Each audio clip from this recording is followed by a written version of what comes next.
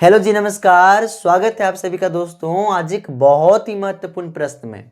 मैं प्रश्न की शुरुआत करूं इससे पहले आप सभी को दिल से सॉरी।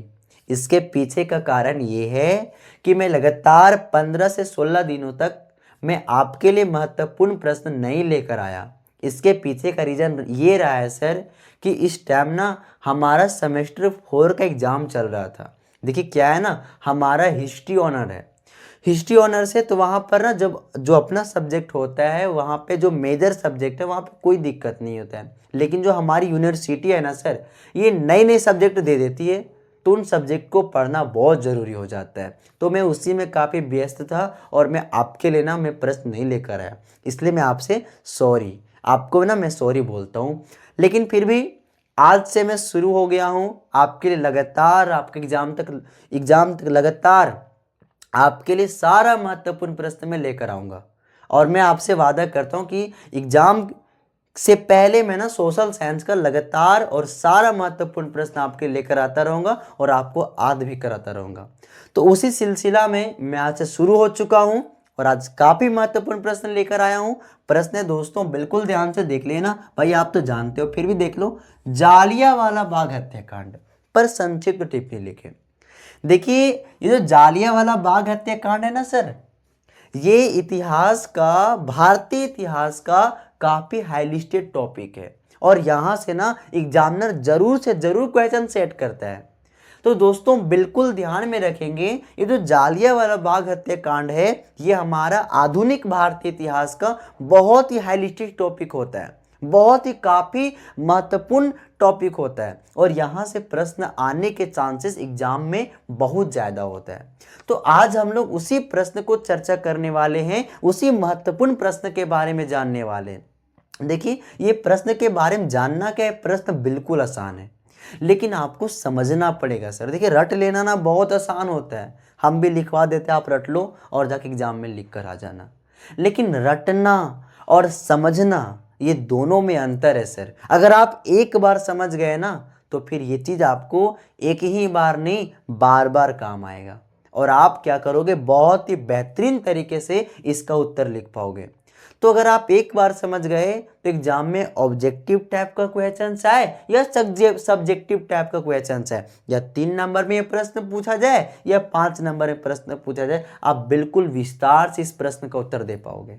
लेकिन बशर्ते आपको बिल्कुल ध्यान से सुनना है। तो क्यों क्यों हम लोग देर कर रहे हैं भाई, नहीं देर कर रही है भाई, चलिए शुरुआत करते हैं। बिल्कुल शुरुआत करते हैं। आपको बिल्कुल ध्यान से सुनना, केवल सुनना है, एक बार सुन लो उसके बाद जाकर आप पढ़ लेना। हाँ, मैं बता दूं ये जो प्रश्न ना क्लास 10th के जो विद्यार्थी हैं उनके लिए भी महत्वपूर्ण है, क्लास 12th के जो विद्यार्थी हैं जिनका इतिहास विषय है उनके लिए भी बहुत ही महत्वपूर्ण है। तो कंबाइंड क्वेश्चन है, दोनों क्लास के विद्यार्थियों के लिए बहुत ही महत्वपूर्ण रहेगा। चलिए, और हर बोर्ड एग्जाम के लिए ही महत्वपूर्ण है। तो चलिए बिना देर के हम लोग प्रश्न पर आते हैं। हम लोग कहानी की शुरुआत करते हैं, जालियांवाला बाग हत्याकांड के बारे में जानते हैं। लेकिन इनको जानने से पहले किसी घटना से जुड़ा हुआ है सर, और वो कौन सी घटना है, रॉलेट एक्ट। बताओ बताओ, आपसे ही प्रश्न है, रॉलेट एक्ट कानून कब लागू किया गया था भैया, बताओ बताओ बताओ, कब? 18 मार्च 1919 को। वेरी गुड, मतलब आपने मेरा वीडियो देख लिया है ना। चलो ठीक है, अगर नहीं देखा है तो मैं डिस्क्रिप्शन में लिंक दे दिया हूं ना, आप पहले इस वीडियो को वॉच कर लीजिए फिर आप उस वीडियो को देख लेना, कोई दिक्कत नहीं जी। हाँ जी, जरूर देख लेना। आओ, 18 मार्च 1919 ईस्वी को आप सभी को पता है रॉलेट एक्ट कानून लागू किया गया था। कौन सी कानून सर? रॉलेट एक्ट कानून को लागू कर दिया गया था। और आपको पता है इस कानून के द्वारा क्या किया गया था, ब्रिटिश गवर्नमेंट को यह अधिकार दे दिया गया था कि आप किसी भी भारतीय को, अंग्रेजों को ये पावर दे दिया गया था कि वे किसी भी भारतीय को केवल शक के आधार पर, संदेह के आधार पर गिरफ्तार कर सकती है और 2 साल तक बिना मुकदमा चलाए उन्हें जेल में बंद कर सकती है।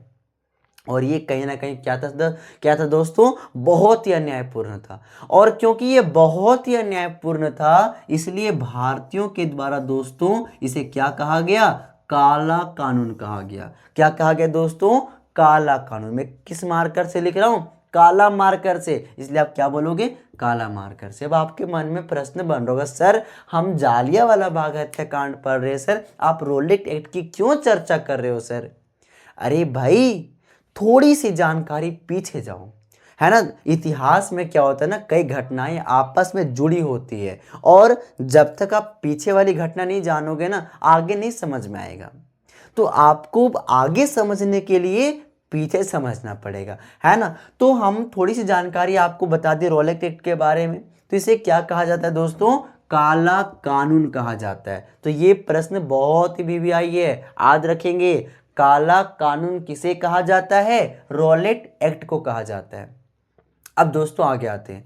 अब ये कानून को लागू कर दी जाती है, और ये बहुत ही अन्यायपूर्ण था। गांधी जी बहुत नाराज होते हैं, बहुत गुस्सा होते हैं, और गांधी जी घोषणा क्या करते हैं कि आने वाले 6 अप्रैल को, कितना अप्रैल, 6 अप्रैल, याद रखेंगे दोस्तों, 6 अप्रैल 1919 ईस्वी से क्या किया जाएगा, एक आयोजनात्मक तरीके से हड़ताल किया जाएगा। क्या किया जाएगा दोस्तों, हड़ताल। किसके खिलाफ में, रोलेट एक्ट कानून के खिलाफ में।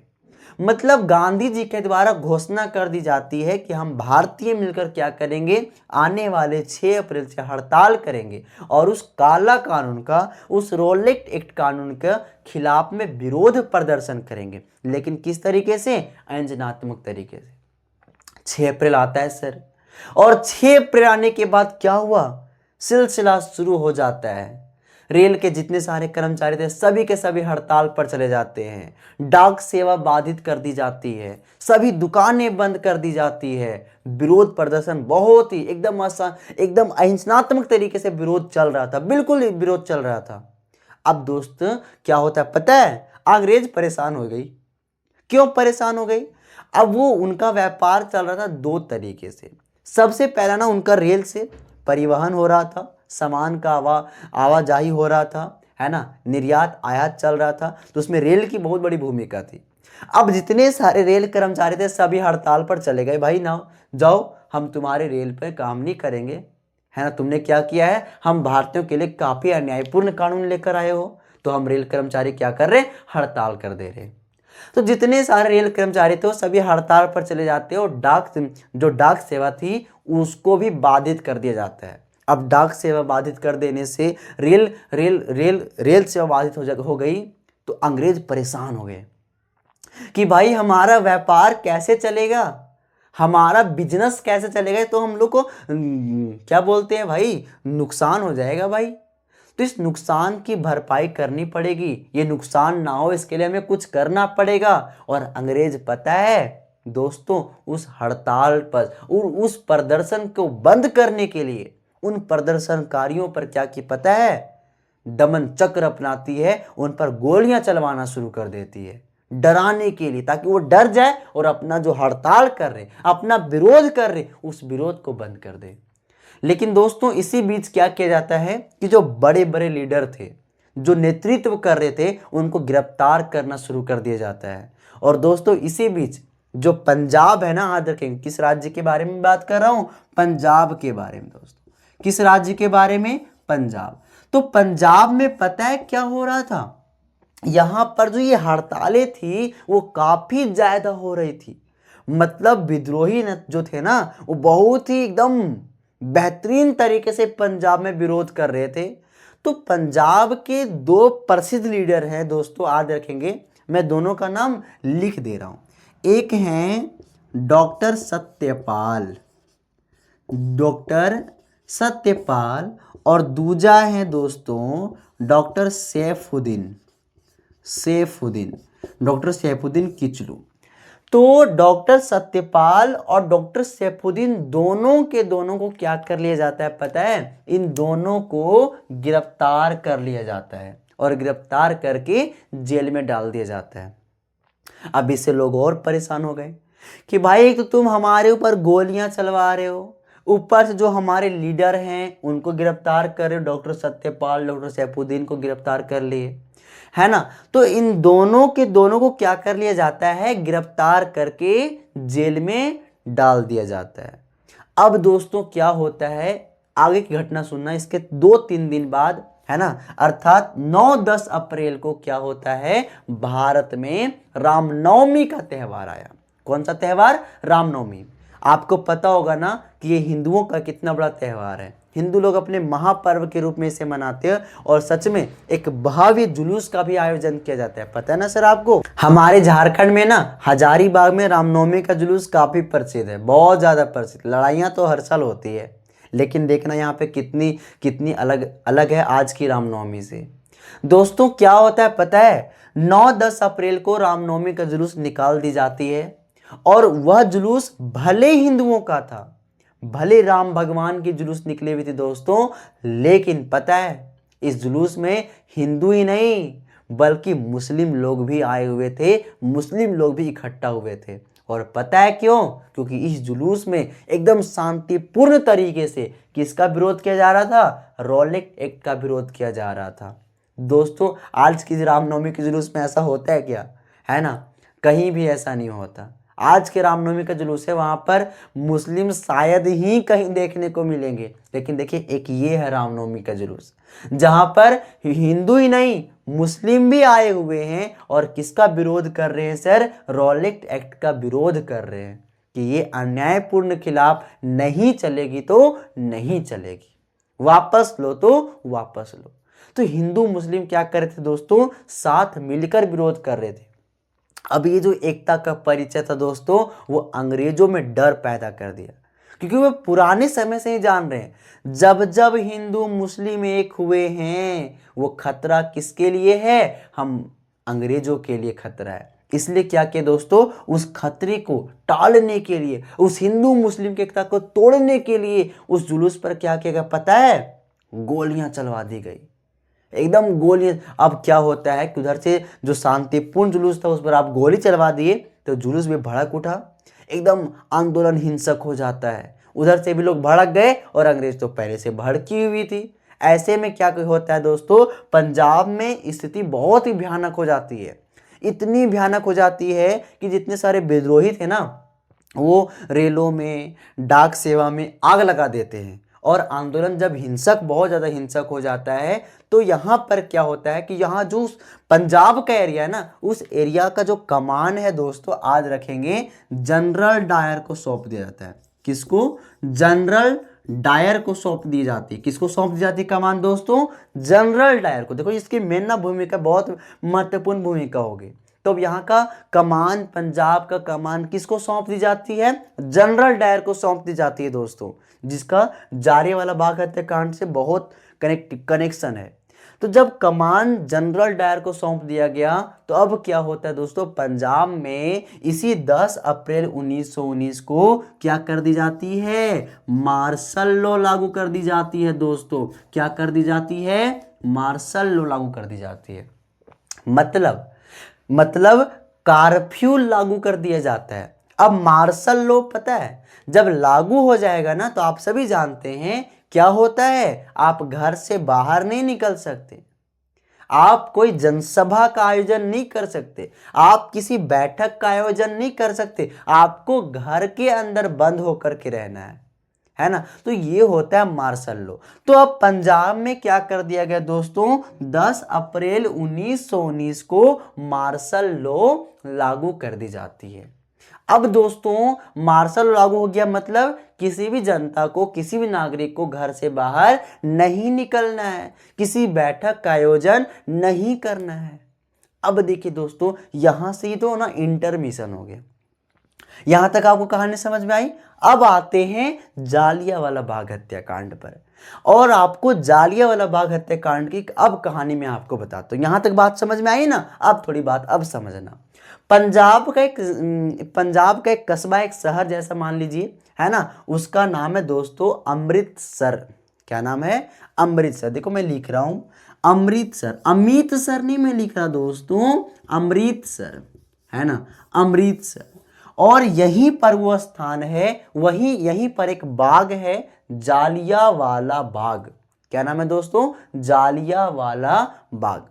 तो अमृतसर में क्या होता है ना, वहां के नागरिकों को ना दोस्तों पता नहीं था कि क्या है, वहां के नागरिकों को बिल्कुल भी पता नहीं था कि मार्शल लॉ लागू कर दिया गया है। और दोस्तों इसके 3 दिन के बाद, 3 दिन के बाद क्या होता है दोस्तों, 13 अप्रैल 1919 को, कब दोस्तों, 13 अप्रैल 1919 के दिन, है ना, ये दिन था दोस्तों बैसाखी पर्व का दिन। कौन सा त्योहार था, बैसाखी पर्व।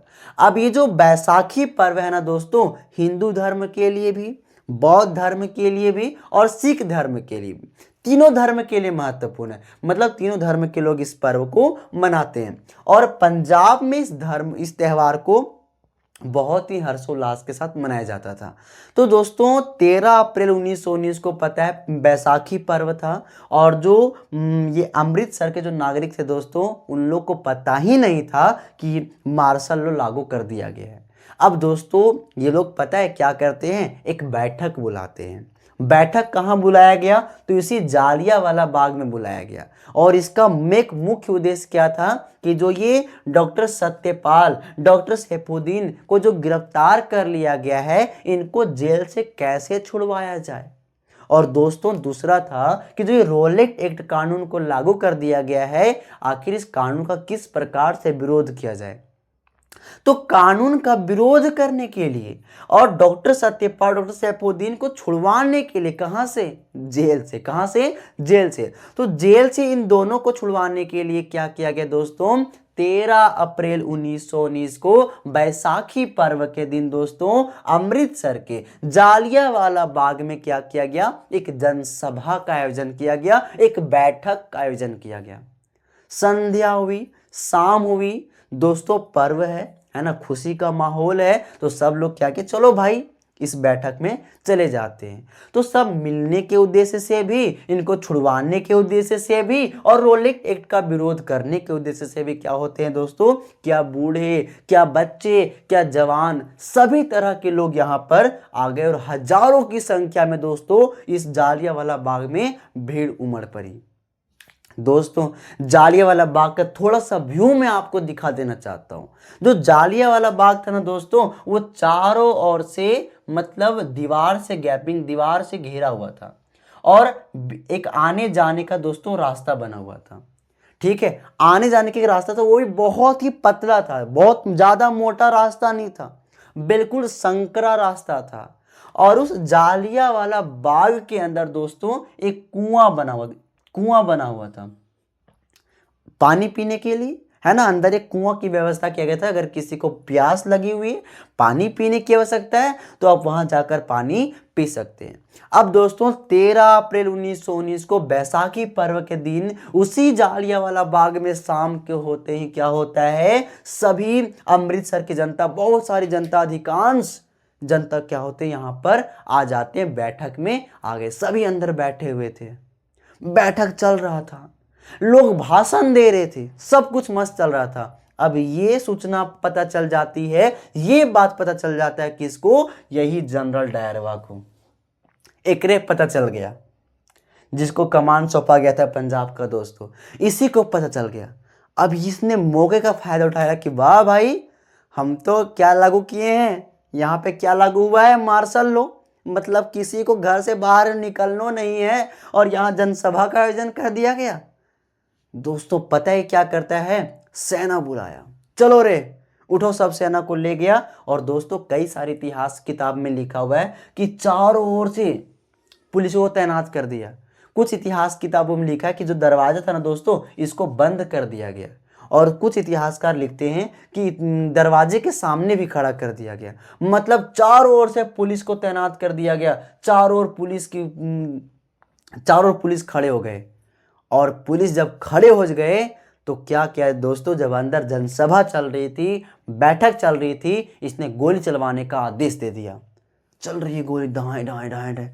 अब दोस्तों जरा आप एक बात इमेजिन करना, आप मार्केट गए हो, बाजार गए हो, और बाजार में केवल एक गोली चले, पूरा अफरा तफरी मच जाता है सर, चारों ओर हाहाकार मच जाएगा, लोग इधर उधर भागना शुरू कर देंगे। लेकिन जरा सोचिए दोस्तों, ये संकीर्ण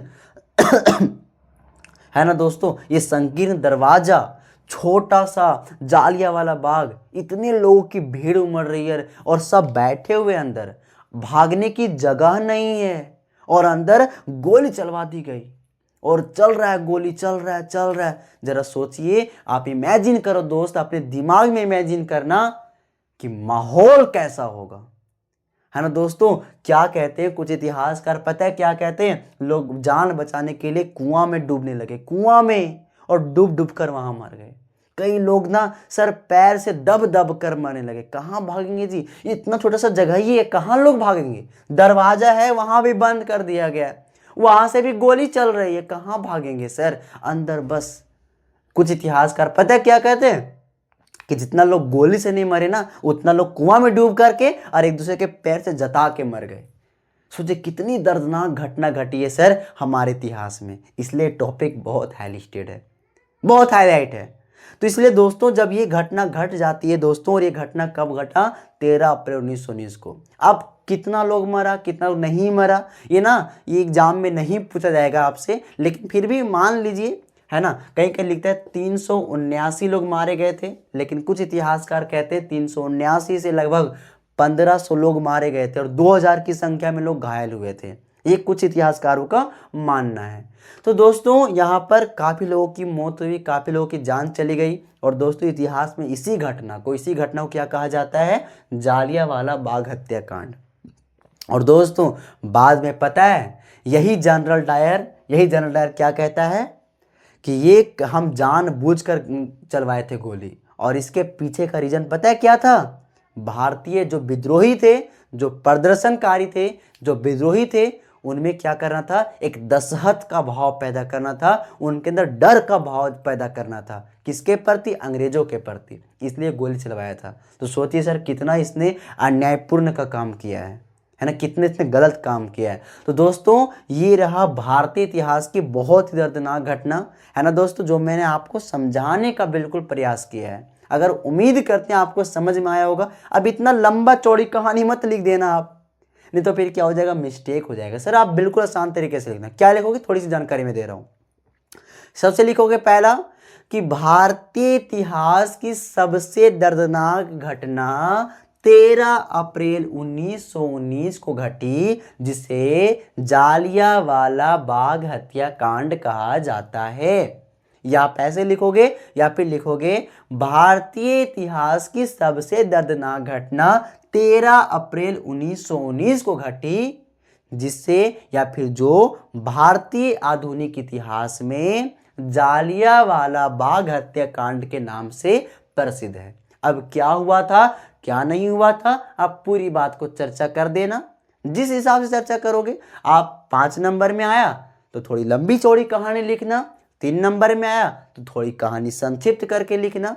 बताना समझ में आया ना, समझ में आया ना सर। बस आप लाइनिंग की कैसा शुरुआत करोगे, भारतीय इतिहास की सबसे दर्दनाक घटना 13 अप्रैल 1919 को हुई थी, जो भारतीय इतिहास में जालियांवाला बाग हत्याकांड के नाम से प्रसिद्ध है। उसके बाद जो आपने सुना दोस्तों, आप फिर उसके बारे में चर्चा कर देना।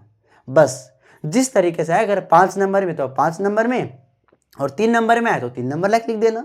तो दोस्तों उम्मीद करते हैं ये कहानी आपको समझ में आई होगी, ये प्रश्न आपको समझ में आई होगी। और अगर प्रश्न समझ में आई होगी तो दोस्तों एक लाइक कर देना। और अगर हमारे द्वारा बताने में कोई दिक्कत हुआ होगा, कोई गलत हुआ होगा, तो आप फटाफट कमेंट कीजिए, क्योंकि हम भी सीखने और सिखाने के लिए आए हैं। तो मैं भी सीखना चाहता हूँ। अगर कोई गलतियाँ हुई होगी तो ज़रूर कमेंट करके बताइएगा, ताकि मैं अगले बार से कोई गलती ना करूँ। तो तब तक के लिए आप सभी को बहुत बहुत धन्यवाद। खुश रहिएगा, मस्त रहिएगा, स्वस्थ रहिएगा।